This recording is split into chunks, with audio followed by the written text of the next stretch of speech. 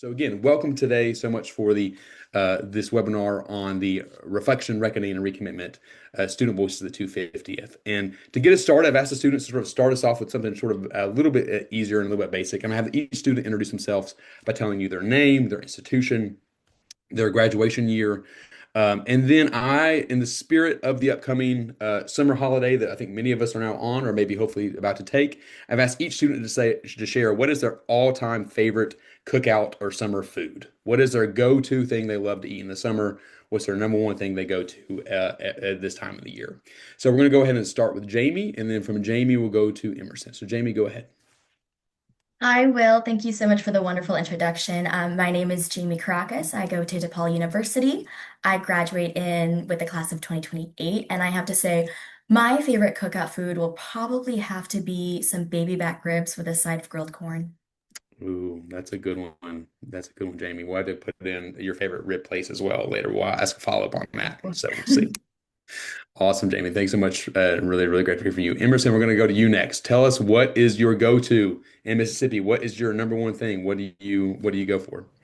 Yes, thank you so much, Will. Hi, everybody. My name is Emerson Morris. I am a rising senior at the University of Mississippi, and I think my go-to cookout food, albeit you don't really cook it, is watermelon and different Oh, like salads you can make with all the fresh vegetables out. So, I love it. Watermelon's a great go-to. Emerson, love that. It's also an art and a science to choose the right watermelon at the store or the farmer stand. It's really hard to do, so you got to figure that out. All right, Harry, we're going to come to you next to tell us a little bit. And it's still hot summer months in Michigan, maybe not as much as it is in Mississippi, but tell us, Harry, what do you go to? What's your go-to for where you're in neck of the woods? Yeah, my name's Harry Kraftcheck. I'm a student at Central Michigan University up in Mount Pleasant, Michigan. My favorite summer food, you can't go wrong with a hot dog in a baseball game. I know I'm from Metro Detroit. The Tigers aren't doing so hot this year, but it's still nice to go down and have a hot dog. So that's mine. I love it. I love it. Yeah, even when the teams are not doing well, right? The hot dog can still hit. It can hits a summer thing as well. Awesome, Harry. And then last but not least, we're going to go to one of our students who's actually in the nation's capital, surrounded by all the 250th things, all there is. And I'm passing on to Zoe. Thank you, Will. Hi, all. My name is Zoe Singleton. I am a recent graduate from the George Washington University here in DC, and I will be continuing to pursue my master's degree at GW in political management. I would say that my favorite summertime food might be a hot dog. Actually went to a Nationals game yesterday to see the baseball team, and we had $5 hot dogs, and they were pretty good. I think it tastes much better when it comes straight from a grill, but it was delicious for $5. I love it. Absolutely. And in today's economy, you can't beat that deal. So that's really good, Zoe, within that. Awesome. Well, I really appreciate again all of you giving us the time of your perspectives. Obviously, as you can see, that our panelists represent not only a variety of different years and types of areas they study in different institutions, but they also have different perspectives as well that we're going to get to. And one of the things I want to sort of start us off with is I think there's sometimes, particularly when we get sort of lost in maybe the national narrative or media around 250th celebrations or reflections. Oftentimes, I think youth voice or student voice gets drowned out a little bit, which is why our friends at Made by Us did the Youth 250 movement, and then also why we're trying to host spaces like this today. And I think one of the things that gets misunderstood is that students and college students or communities are sort of apathetic. They don't care. They're not engaging. They don't really care about what's going on the democratic level in our democracy or our civic engagement on a local level. And what we know at Campus Compact is that's absolutely not true. That students actually are actively always engaging and organizing and educating and doing all the wonderful work they're doing. So the first question I'm going to have for the panelists, and I think I'm going to go to you first, Zoe, is just what's one narrative about apathy or disengagement, whether it be youth disengagement or community apathy or whatever shows up in your context? What's one narrative about apathy or disengagement that you know is wrong? And how is the work that you're doing currently sort of countering that story that students don't care or don't know how to get involved? Yeah, thank you so much for that question. It The largest misconception I would say is probably that students don't care at all and that they're too young to understand. And so because they don't understand, they don't care.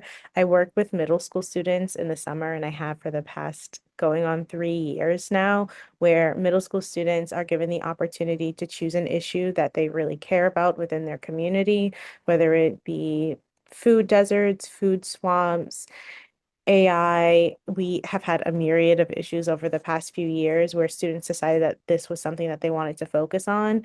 And after that, they make a project to help address the problem or alleviate the issue. And people make assumptions that these students have no idea what they're talking about, that they're uninformed, and because they're uninformed, they don't care. We have this year almost 70 participants who are doing this program, middle school students who are giving up 5 weeks out of their summer to do this. So I would say that they care. And they also understand. We had a group of students last summer who did a really big project on AI and how AI is taking jobs. One student had a parent who lost their job and they were going to have to relocate because their job was taken over by AI. She saw the problem and she was able to voice it and address it with her peers by going up to Capitol Hill and base almost lobbying, if a 12-year-old can lobbying for legislation around AI regulation and specifically jobs. And so I would say a lot of people think that they don't understand, but there are issues that they have to confront because their parents have to confront issues.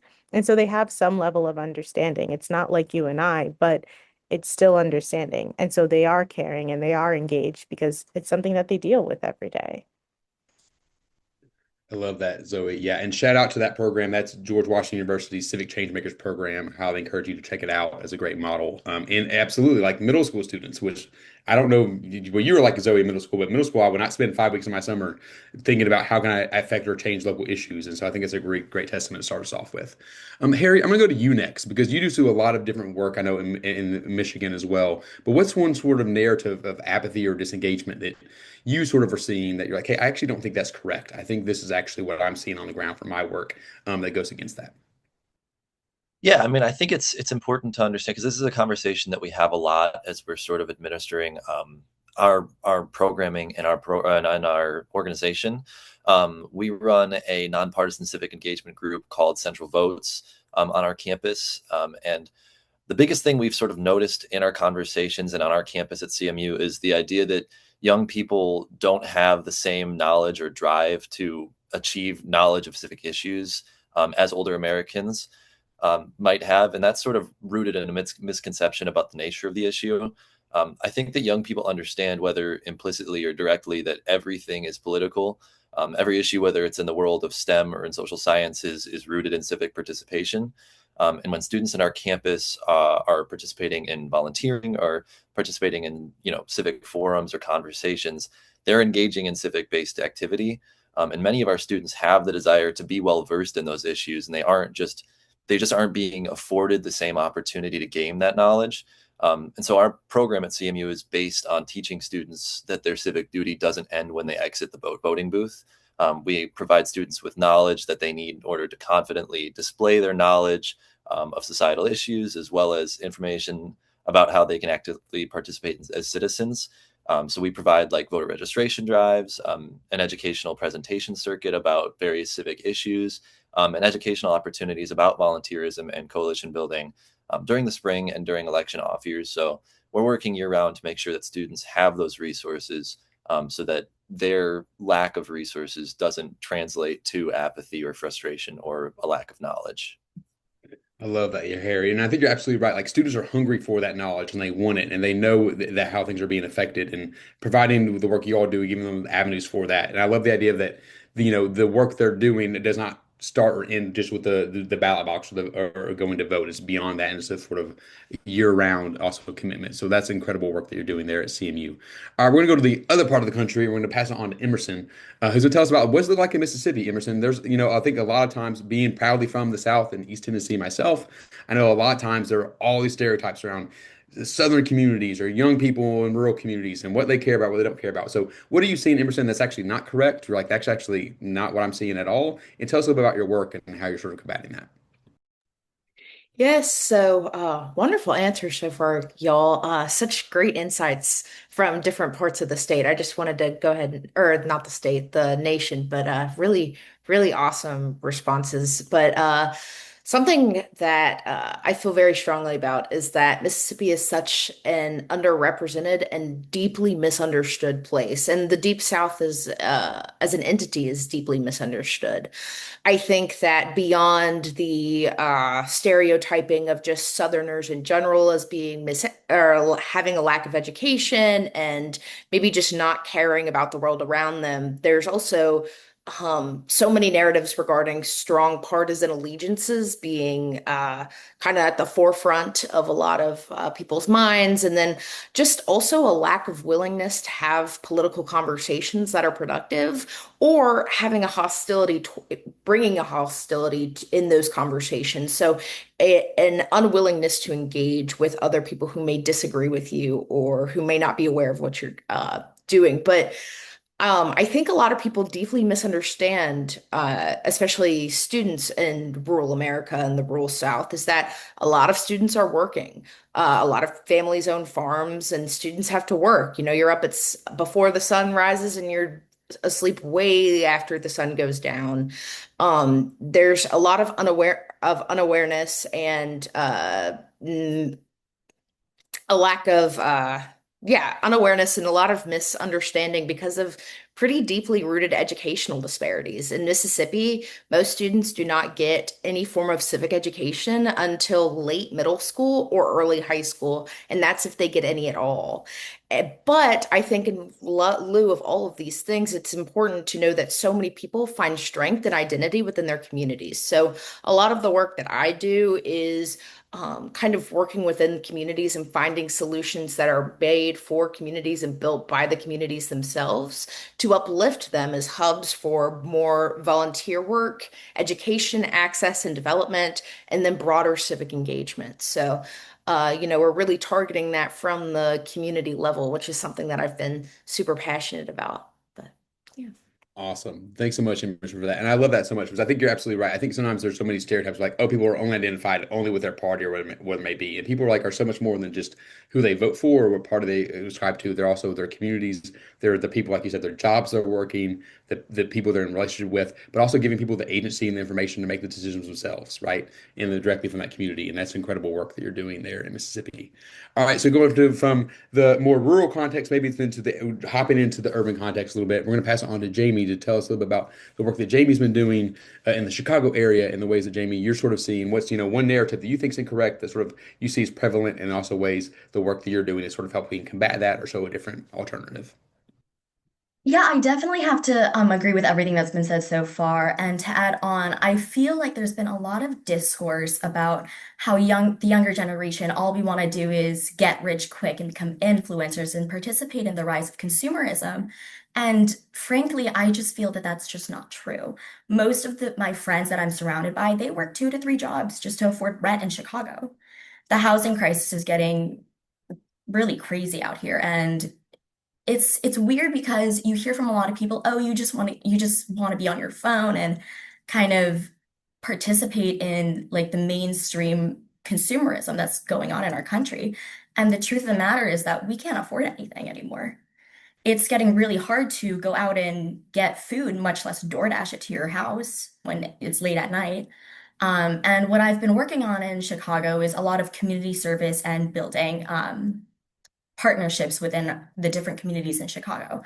There's a lot of social and cultural art enclaves within Chicago that I think makes it one of the most beautiful cities. And they all come together to make the city better. I know I've worked in the Austin community in Chicago, which is a predominantly African American community that has had great disenfranchisement and redlining issues. And you come together and you listen to their stories, and these are people who have worked their entire lives to make a better living for themselves, and they continuously face challenges, and young people are at their doorstep helping them do that. We recently worked with the Chicago Film Archives, which restores films from the 1950s and 60s. And we went out there and we showed them their movie. We showed them a documentary that was made about them and their community. And it was nice to open up a conversation with them and to listen to their stories and how a lot of the issues that they faced then, they are still facing now. And I met with this wonderful lady, Diana Graham, And she has been the block leader for the past 20 years.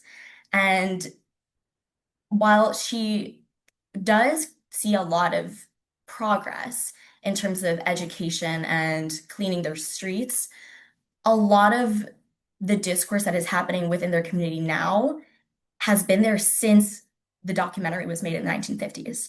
And I think that's something that needs to be made aware of for all the people because this happens throughout the country, throughout the nation, and it's happened for centuries.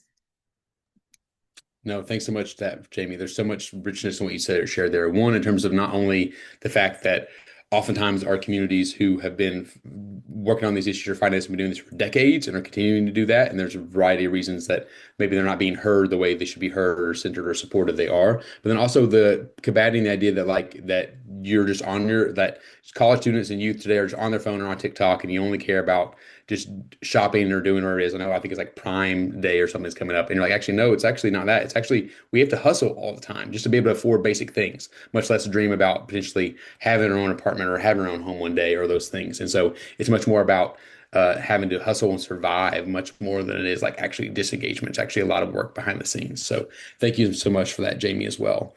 And that you actually sort of perfectly sort of teed us up to sort of the next thing, which is, one aspect of this conversation was I wanted you all to be able to like reflect on the work and the narratives we're trying to combat. But then the other thing I want to sort of talk a little bit about is also, what are the things you think we should be reckoning with, right? The beautiful thing about an anniversary is the ability to not only look back and to celebrate the many things that maybe we have done or how far we've come, but also the things that we're still struggling with. Going to your point, Jamie, around the block leader and sort of saying like, this is the documentary that's made, and yes, we've made some progress, but we're also still really sitting with some of these same issues and things. And so I think a lot of times in these elements, there's a lot of people get given a national platform to sort of say, here's what America should be thinking about. But oftentimes it's not the students or the folks like you all on the ground who are also seeing it. So my question for you all, and I'll open this up to sort of the general floor, is that as the country looks back on 250 years since the signing of the Declaration of Independence, and it also begins to try to look ahead, what do you feel like is like the one issue in your community that you think America most needs to sit with and reckon with right now? What do you feel like is maybe the issue we're still not fully facing or addressing honestly in your context? And again, I'll open that up to anyone who wants to sort of hop in and we'll have a conversation. I think I can I'll kind of get going. I think obviously the work that I do on CMU's campus is largely nonpartisan. We don't participate in conversations about issues. We just give students access, whether or without the barrier of political affiliation. We give students access to resources that will allow them to participate in discourse and in action about their beliefs. But I think to a certain extent, there are issues that are entirely humanitarian in nature. I think that there are certain basic human rights that should be afforded to every person, regardless of their political affiliation. And I think that's an attitude that is sort of more widely more widely possessed by a lot of people across the country. I think the biggest thing, like here in Michigan, we just provide or gave permission, our government did for over 20 data centers to be built on Michigan land. And so water from our Great Lakes and the offshoots of our rivers and all of those different things is going to flow through data centers. And there's nothing, because we have voted in a lot of municipalities, we've voted against these things being built, and it's being fought in court. It's being fought in our city council meetings and all of those different places. And there's a growing attitude and a feeling that there's nothing we can do. And I think that sort of leads to a general feeling as we approach our 250th, where people, they're not wanting to put on their red, white, and blue shirt. They're not wanting to light off fireworks for the 4th of July. And it's not because they're not patriotic. And it's not because they don't believe in the idea of the American dream or anything like that. It's because they've been constantly shown that there are certain issues that are not rights to people, that their beliefs in access to clean drinking water, in our diplomatic presentation across the globe, all of these different things do not align with our country as a whole and the attitude of our nation as it's progressed throughout 250 years. And so I think that's the biggest thing to address, is the apathy is a result of a greater feeling of we're not being represented accurately. And so that's the biggest issue that I'm seeing now. No, that's really powerful, Harry, and really appreciate that. The apathy does not mean not caring. Sometimes apathy feels like you're feeling like your power is being taken away from you, or your voice not being heard within that. Love that. Other folks as well. What are the sort of the things you think that we in your community is sort of the hard truths you're trying to still reckon with, or the things we need to be honest about as we come upon this anniversary? I can jump in.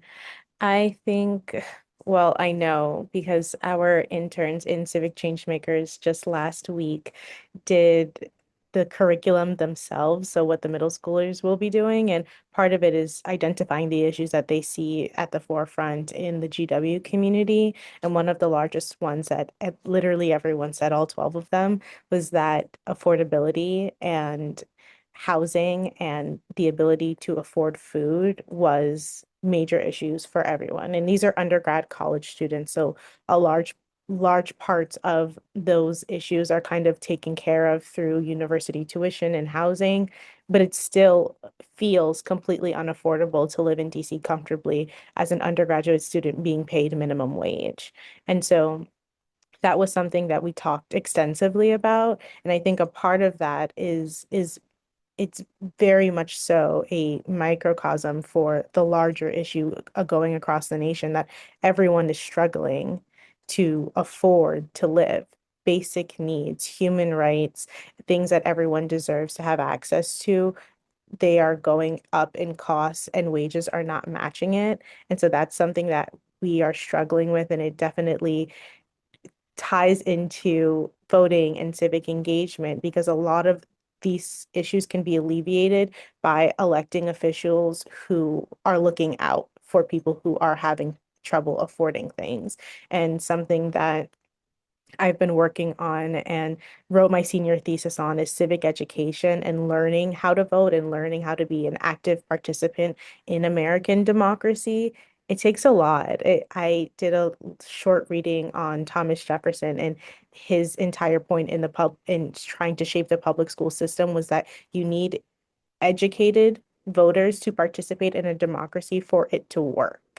And it's exactly what Emerson said earlier. A lot of people, not just in the South, but in DC specifically, the kids are also not getting civic education until eighth grade and then not again until they're seniors in high school. And by the time you're a senior in high school, you've already had a year of voting. And so it leads to people not being able to vote in their interest because they don't have all of the education and the knowledge to be able to vote for themselves. And I think that is one of the huge issues that we need to reckon with as we go forth towards 250 is that this was something that Thomas Jefferson knew when he was creating this, when he was structuring this, and when he was framing this. It's something that he knew. Why is it not being implemented to its fullest extent 250 years later? We need to confront it. And why is everyone not being able to have access to it? We need to confront that and find a solution to that as things start to ramp up and people start to really feel the effects in their pockets. Yeah, I really appreciate that so much, Zoe. And I think what you're sort of hitting on, I want to hit on a couple of things. Is one, the first idea that I think I talked about students is like, well, it's not we don't care about our community. I'm just trying to work my butt off to afford to live in my community, right? As sort of going to what Jamie said earlier and how affordability is affecting everyone in every context.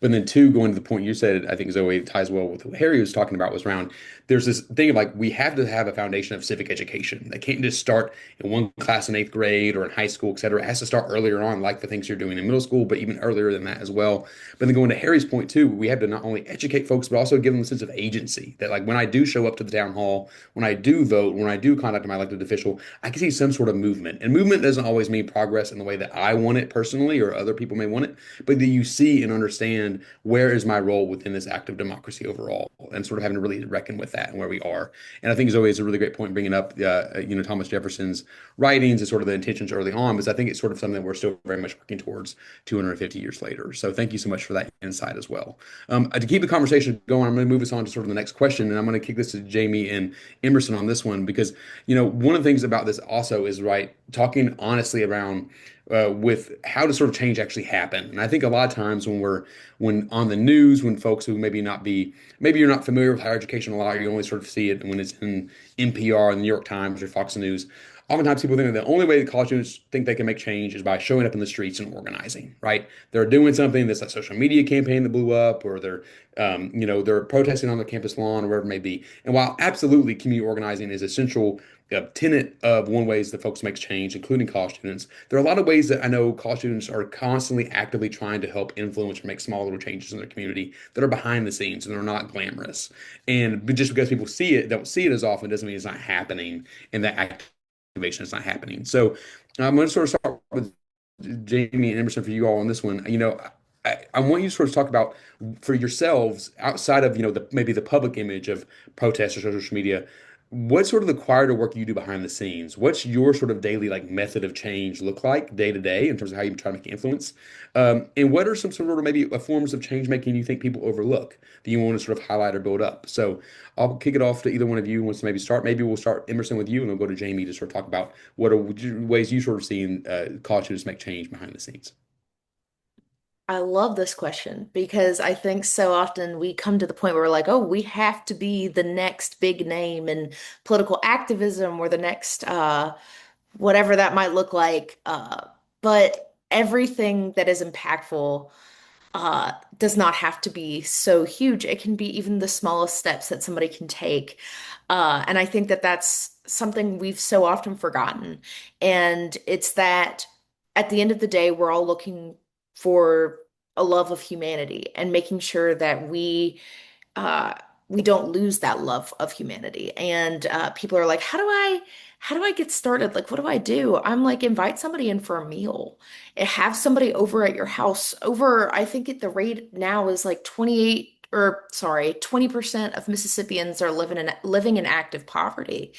People don't talk about how hard it is to put food on the table and provide themselves with nutritious, healthy foods. That's so hard. Invite somebody in for a meal if you're able to, because nobody's worrying about who they are going to be voting for if they can't eat, right? That's so important. And meals are such an intimate way to get to know somebody and to get to hear where they're coming from and learn maybe there's a community resource you can point somebody to. Maybe there's a center or something that you can kind of help somebody get aligned with, making people aware of different opportunities, of ways that they can get help or help others. Now, but with that also, I think another thing that I really like to do is I ask a ton of questions, a lot of questions of people. Hey, random, I don't know, what's an example? Oh, nonprofit leader in the middle of rural Hawaii. Your system for your town of 500 people seems to really be working for y'all. Can I have a Zoom call with you for about 20 minutes? I tell people 9 times out of 10, they say yes. And we sit down and we have a conversation, right? Learning, active learning from other people, kind of, again, pursuing that deep love of people and a deep love of humanity to bring power back to communities, to bring pride back into our shared experience, and to make sure that people have the capabilities that they need to flourish and thrive. So that's my kind of take on that. No, I love that. That's great, Emerson. And I think you're absolutely right. Like it's foundational building, right? It's relationship building, starting with that. And we all have to eat and we all love to be in conversation and ask curious questions and genuinely listen to each other. It's so foundational. So that's a wonderful example. Thanks so much for that, Emerson. Jamie, what about you? From your perspective, what are some things you're sort of seeing? You already mentioned a really cool way about like this documentary project and this sort of oral history, but talk to me about other ways you're sort of seeing like change behind the scenes. What does that look like for you in Chicago? For sure. I think one of my favorite things about the institution that I attend, DePaul, is that they do a lot of service work within and throughout the nation. Um, Around 3 times a year, they take a group of about 20 to 60 students on service trips throughout the country as well as internationally. And we actually just visited Denver last December, where Emerson, I love so much that you brought up the fact of inviting people in for food, because a lot of the service work we did addressed housing and food insecurity. One of the most memorable moments that my group did in Denver was when we attended Mutual Aid Mondays on the steps of Denver's Capitol, where we served individuals struggling with homelessness on the steps of their Capitol. And they had continued this tradition for many years on every single Monday, because Monday nights are when the city council meet on the Capitol. So it was really amazing to see the impact that we have on people who are generally overlooked by the public. Most of the time, you're worried about your own safety when you're seeing a lot of homeless individuals on the streets. You're like, oh, I have to make sure that I'm safe. Who's making sure that they're safe? They have to figure that out on their own. And one of the beautiful things that we really did is that not only did we serve food, but we created a closet for them where they can come in and pick out clothes for the winter. That was really impactful work that a lot of students do. A lot of students do service work. They put that on their resume if they can't get a paid internship. Um, and it's really wonderful to see students who are like-minded with that idea of caring for communities outside of their immediate one. Um, Truly, like the idea of mutual aid Mondays was so inspiring to me. And and this is not a criticism on the city of Denver, but they ended up actually closing the front steps. And in order to come in and watch the city council meet, you have to go through the back entrance to avoid the lines. So that was something that also really sparked interest in, this is how this works. Mm. But regardless of that, I think it is so important to have students not only civically engaged, but engaged within their community and outside of their own community. I think there's nothing more important than encouraging young people to vote for local elected officials who then can create immediate change within their community. And then they can better address things throughout the state. And then eventually it'll reach to the national levels. I think that's truly how you create change is through grassroots ideas. Awesome. I love that so much, Jamie. That's such a great example of not only I love how you like learn from another community and other context, but there's so much in that mutual aid Mondays because one of the things we talk about Campus Compact and is sort of a plug is we have something called the Pathways of Public Service framework, and it's a free survey that any Campus Compact member can use at their institution where you help students see there are different ways you can make change. Some of it is direct service, like you need to give people food, people need access to clothing or resources, but also it could be advocacy, it could be social entrepreneurship ideas like mutual aid and helping give people money to actually help their own lifestyle as well. And I just love the creativity in your example of like the different ways that are happening that are consistent. They're behind the scenes. They're not going to always be in the news, but they're super, super critical, not only for, the community in Denver, but also ways that you all then are taking some of those lessons back to Chicago.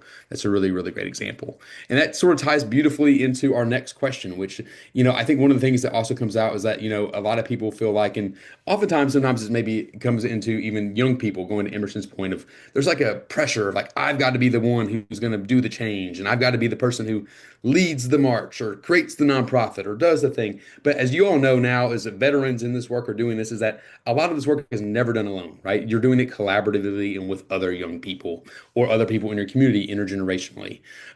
So I would love to sort of hear from a couple of you around, like, tell us about how you're sort of collaborating and organizing with other people in your community, other young people, et cetera, and sort of what have you noticed what's possible when you're working together versus what you could just versus you yourself just pulling it off on your own. So what have you sort of seen in the power of collaboration and organizing with other young people or other adults in your communities for that? And maybe Harry, we'll start with you talking about maybe you're voting and how you're sort of seeing how that's much more powerful doing it collaboratively than just Harry individually doing it. Yeah, I've sort of seen that sort of divide as we've gone. I've been doing this work for 2 years, and when I started, it was just my position, so I was the only person who was working in my department. And so, we sort of expanded that throughout this past school year, where we now have an advisory board of 12 students who all work together on different things. And what I learned when I was doing it by myself is I can fill out an event permit, but that's kind of the extent of what I can do on my own. I can do my best to publicize it, but I can't make a Canva flyer. I'm not good with it. I'm not skilled in those things. So that's the first thing, is having that help, having people who can do PR, who can publicize, ask everybody to bring 2 friends to an event, to do all of those different things that sort of get the word about the event out there. That's a big thing where if you have a coalition built, it becomes a lot easier to drive up participation in certain things. But then it sort of becomes a bigger thing where it's not only the people who organize event, it's also the people who show up to it and who are so inclined to see the positive impact of those things. And so, the work that we do to organize these things is only about 30% of what actually needs to happen in order for them to work. We need students to show up for our things. If we don't have anybody there, then we all kind of just there was no point, because all of us on our board, we know the value of these things, but what we're trying to do is impart that knowledge. And so it's really sort of a fun dynamic to try and figure out how we can build a coalition of students across our campus, who are interested in these things and who do want to come to these events, because it's sort of a parallel relationship between us and them. And we can't accomplish anything that we want to without the student body. So it's a lot easier said than done, but we're working on it. I love that, Harry. And I love that for three reasons. One, I love you name like you need a variety of skill sets. You need the person who can fill out the event permit, but then also do the can of fire, and do the person who can both give the speech, but then also knows how to run the tech behind the scenes to do that as well. But I also love the point that you're bringing that like sometimes the most powerful thing you can do, and this includes all of you all on this call and myself as well, is like it's show up in support of other people as well. You don't necessarily have to be the frontline person or the rah-rah person or the person with their name on the thing. Sometimes the showing up in the community is the most powerful act you can do, and the consistency of that is really what can help shift change over time. And I really love that point as well, that really the organizing the event and even the leadership of the event is only one small part of it. It's really about the community being activated and encouraging and bringing their friends along too.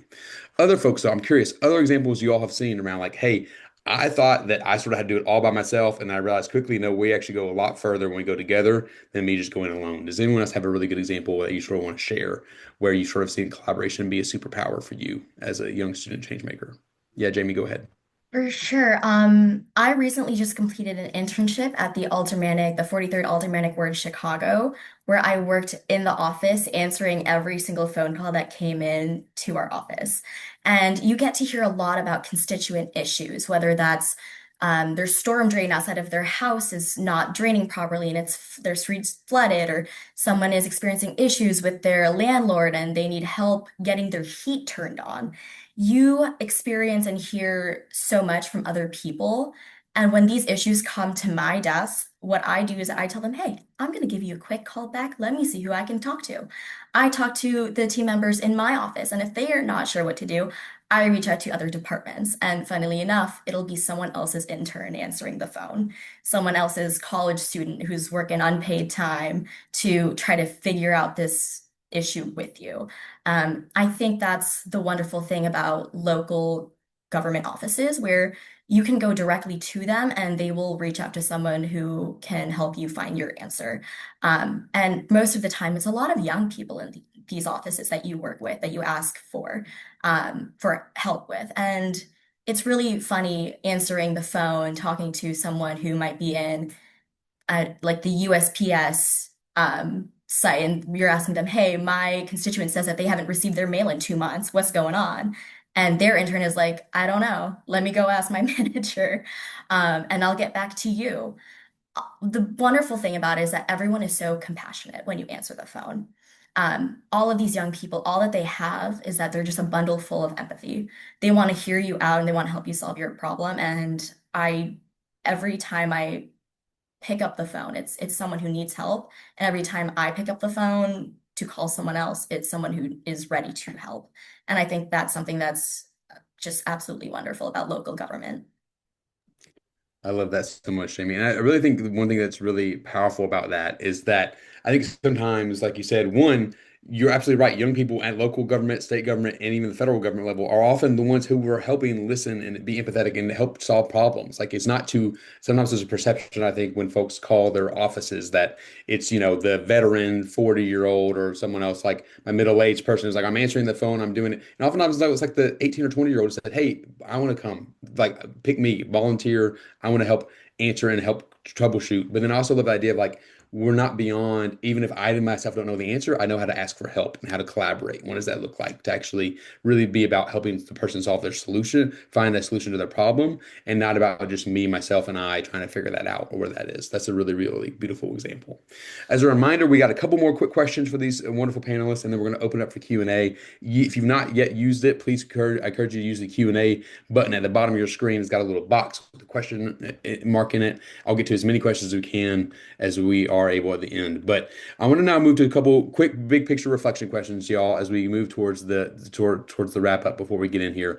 And the first one is I want us to do a little bit of a thought experiment, if you will. Right now, all of you all are incredible. You are, again, you're change makers in your own context. You're all students. You're all young. And I want you to now imagine 50 years from now, okay?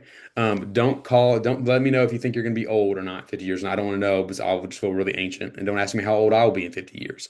But I want you to imagine yourself in 50 years, America at 300. And I want you to sort of think back and imagine yourself at the 300th celebration of the signing of the Declaration of Independence in 2076. What is your hope for America by then? What do you hope that you can look back at your generation and say that your generation built or made possible for the country? So when you think about yourself 50 years from now, what do you want to look back and say, hey, our generation, we helped do this thing. We helped build this thing or made possible, whatever it may be. So I'm going to go to everyone for this one because I think it's a really great question to sort of reckon with. And I'm going to start over here with, I think we'll go Emerson, then we'll go Zoe, and then we'll go down the line. I love this question because I think it can be taken in so many different ways, you know? I think there's so many things we want to see change, but I think in my eyes, the thing that has been most impactful and kind of forward with our generation is the importance of community. Coming back to this idea that we are stronger when we work together, when we uplift our fellow human, when we look out for the interests of others and not just ourselves, right? Um, there's so much beauty in this. Again, I know I've mentioned this probably three separate times now, but there's so much beauty in this shared human experience that we all have. And I think if we further embrace this, recognizing that beauty and helping others see the beauty within their own lived experience, then we can create and kind of help people realize the talents and skills that they have to make the change that they want to see in the world. Work together on those shared identified grievances or problems. And then that way, change can be truly sustainable. It can go forth with time because it's built by the people for the people. I think ideally that's how I would see the future in 50 years. So. I love that. No, that's great. Right. And Lincoln wrote a government of the people, by the people, for the people. And I think Emerson is a great example of that. And that communal aspect again, right? In this age of AI and artificial intelligence and everything else going, think of relationships, the ability to actually connect with other people in your community is so essential. So I love that. So we'll go to you next, and then we'll pass it on to Jamie. Thank you, Emerson. I totally agree with that. I think that being able to bridge community with civics and having people be engaged through that, I think that is kind of what I envision. And I think the pathway to get to that is through civic education. I know this is something that I have probably said a bunch of times while sitting here, but education and schools are communities in themselves. They bring people together literally at all ages, from bringing your kid into pre-K or 3K and sometimes 2K. We have that in New York now, but then also at the university level and beyond. They are communities where people come together and engage in free meals and free clothes, where people engage in voter education and where people engage in civic education and where people engage with each other and build bonds together, which is, I think, what we need and what will help further the American democracy, is people being able to come together and being civically engaged together and learning civics together. I think is really important because you learn that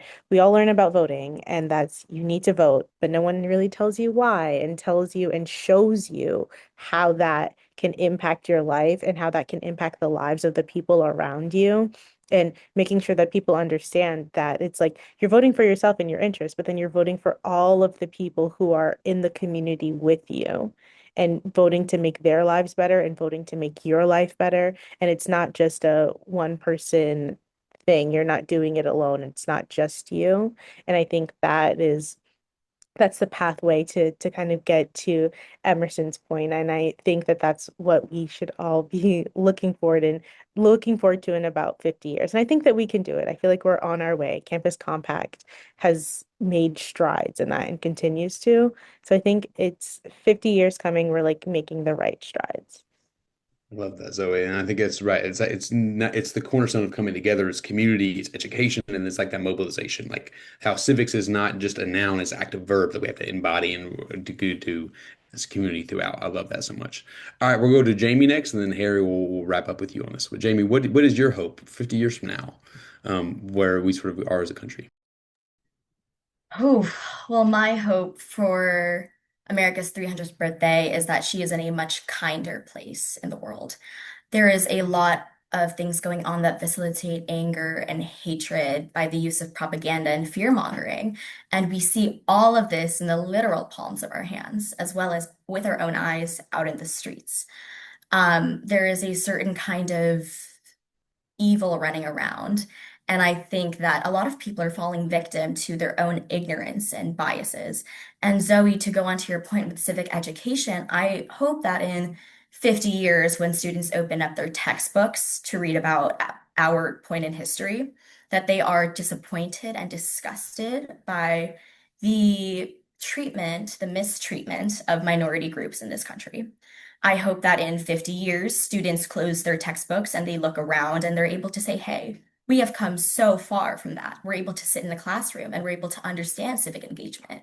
And we're able to understand how the political systems work. And we are able to understand and come together to use storytelling to connect to one another, not just immediately, but throughout the entire nation, where we're able to understand the lives of people living in urban areas and the people living in rural areas.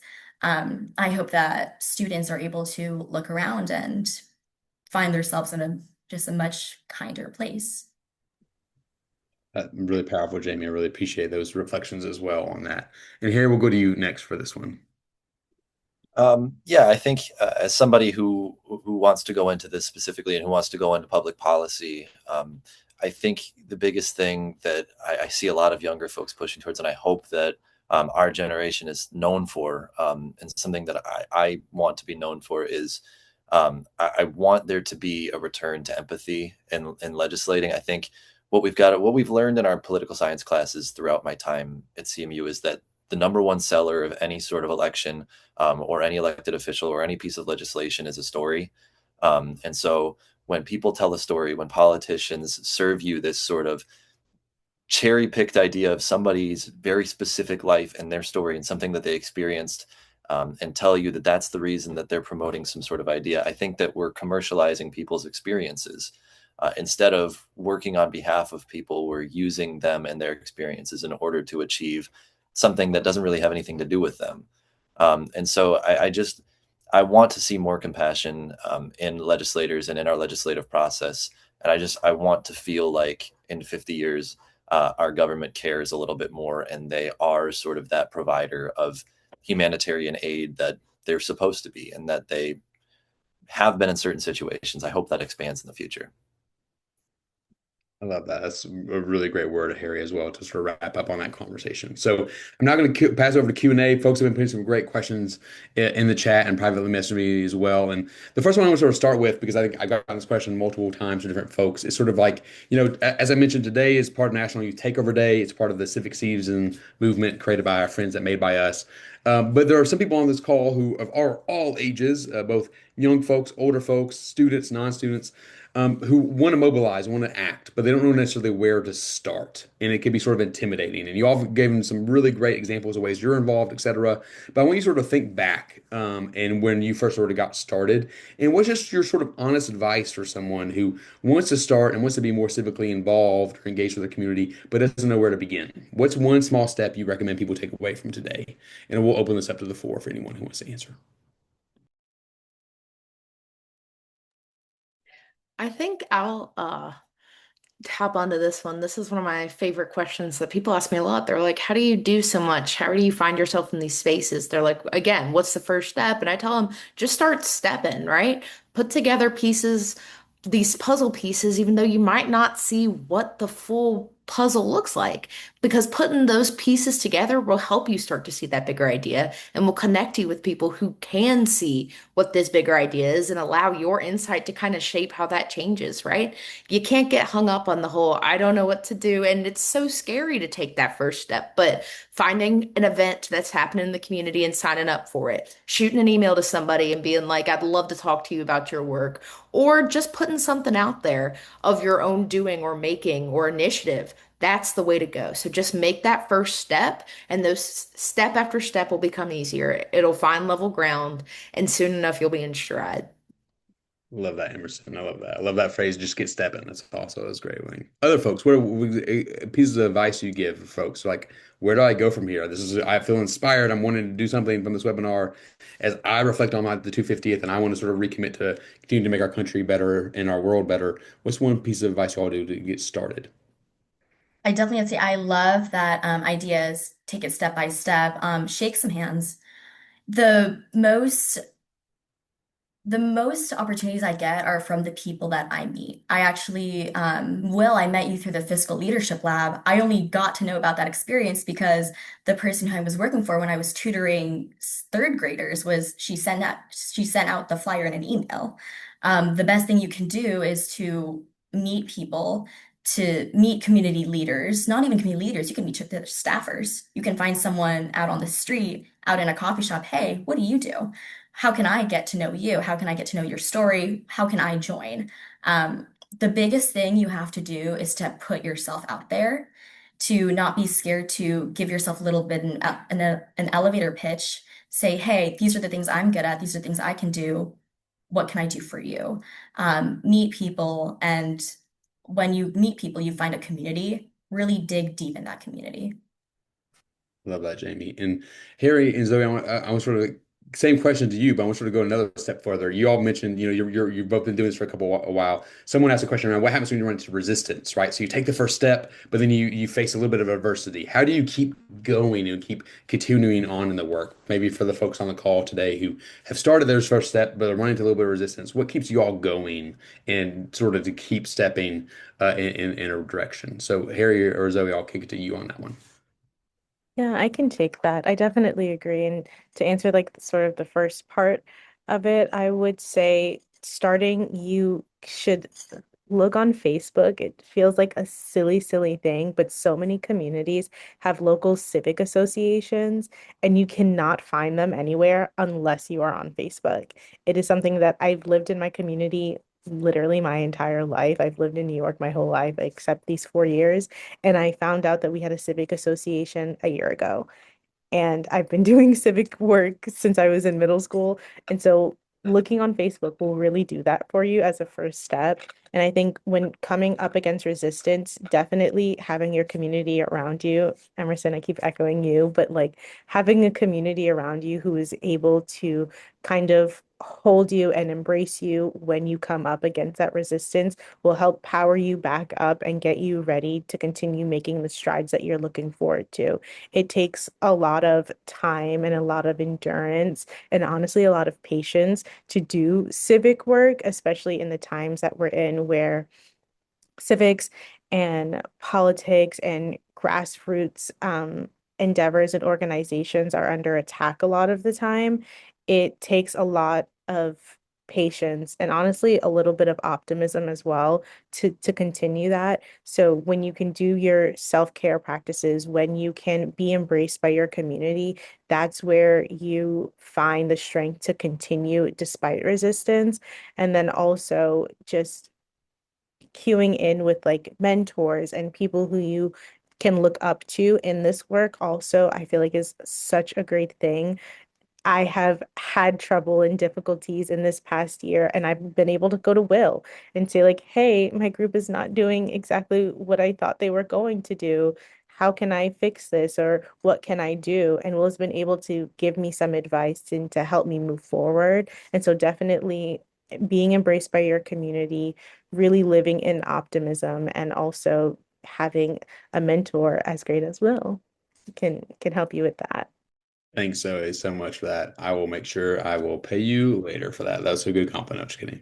All right, Harry, 30 seconds or so to wrap us up here. But what are your other thoughts of how to get started, how to continue on when you face some resistance? Yeah, I would say get started. Just read everything.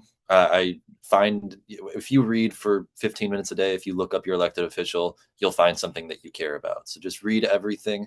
And then when you face adversity, I think the biggest thing is to just end the day positively.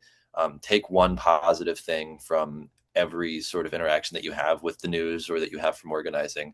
Be positive about the things you interact with, and you will continue to find motivation to do those things. So. Awesome. Beautiful, beautiful wrap up and word there, Harry. Really appreciate that. And I just want to sort of shout out and thank you again so much for all those who gave us the time today. So, again, if you are interested in this type of work, if you're inspired by these students or you're a student yourself and you want to get involved with either Campus Compact or some of our great partners like Made by Us or Civic Season and things as well, I'm going to put my name and email in the chat. Please feel free to always reach out to us as we love to get involved. But as we wrap up, I just want to just offer the final reflection that in a time when people may be questioning, what does it mean for me as they come upon this anniversary to reflect, to reckon, and recommit to what this experiment looks like? I hope you really feel inspired today from just four examples of four incredible leaders who are not only finding their own ways to build community, to be educated, to be activated, but also that this is something that is a wide enough table for all of us. And we want to welcome you to that table to be taking that first step together into finding and work alongside each other to make a not only a better country, but a better world collectively as well. So when you're around people as you go about and eat your wonderful cookout food and everything else, I hope you understand and are inspired by, you know what, young people today do care. They are activated, they are mobilizing, and we are all participating in this democracy, not only as a thing that we celebrate, but as a verb we continuously embody. And if you're interested in finding out more ways to do that, we love to work alongside you at Campus Compact.